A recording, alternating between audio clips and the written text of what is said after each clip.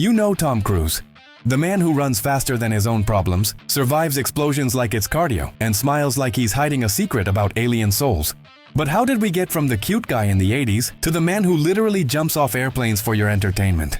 Today, my friends, we're going to summarize, or better said, summon, the entire cinematic journey of Tom Cruise. The rise, the fall, the rebirth, and the eternal run. Because Tom Cruise isn't just an actor, he's a religion, literally.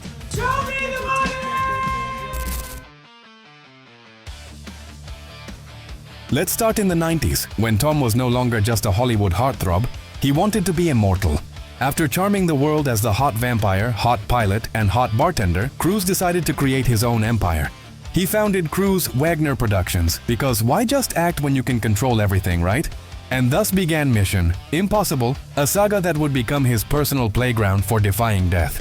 Mission Impossible 1, directed by Brian De Palma.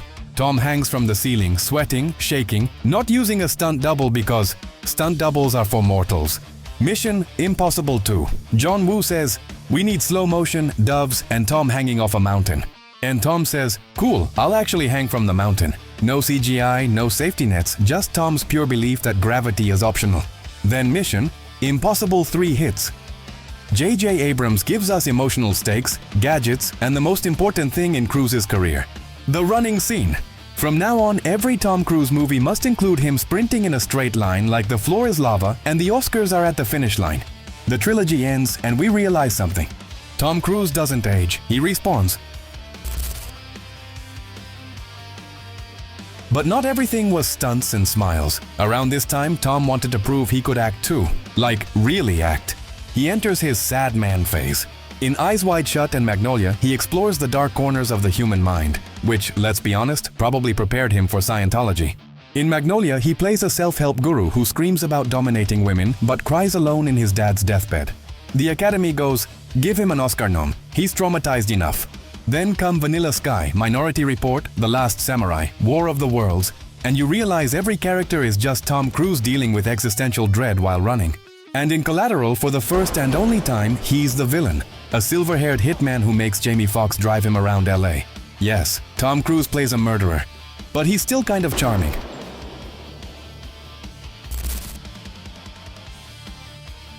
Ah yes, the year Tom Cruise fell, not from a building but from public grace. First, he divorces Nicole Kidman. Then he marries Katie Holmes. And then, the moment that will live in meme history, he jumps on Oprah's couch screaming, "I'm in love!" like he just discovered caffeine. The world collectively went, "Bro, are you okay?"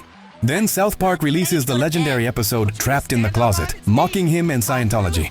Tom allegedly tries to censor it, and the internet responds, "You can't stop the memes, Tom." People start seeing him not as a movie star, but as that weird guy who believes in space aliens and eats placentas. Yes, that was a rumor. And yes, it made headlines. His reputation hits rock bottom. Studios hesitate to hire him.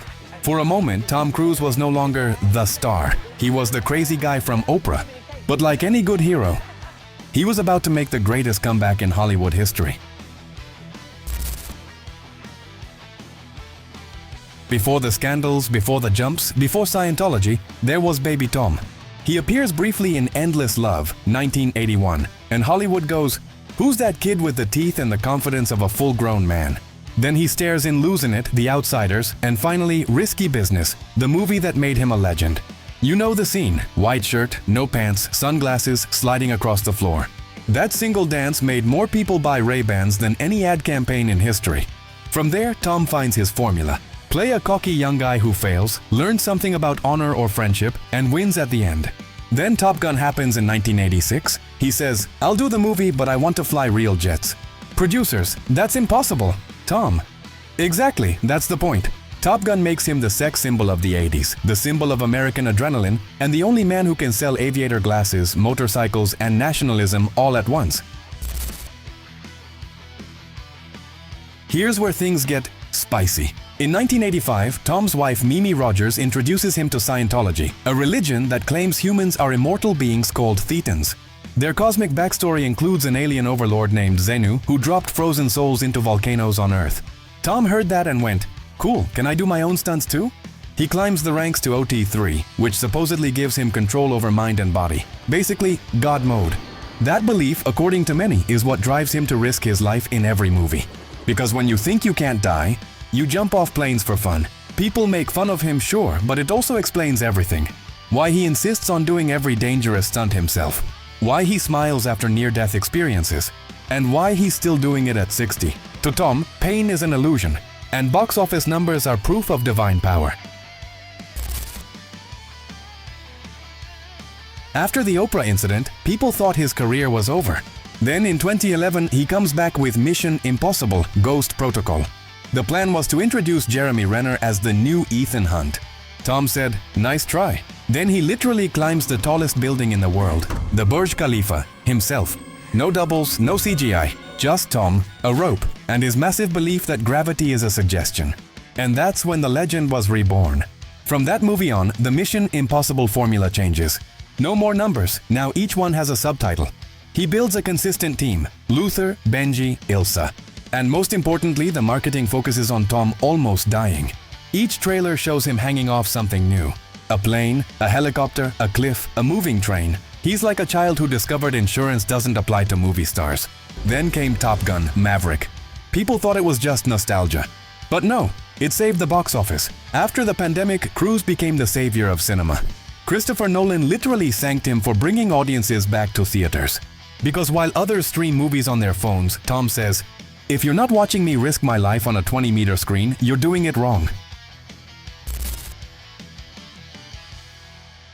Now what's next for our eternal action hero?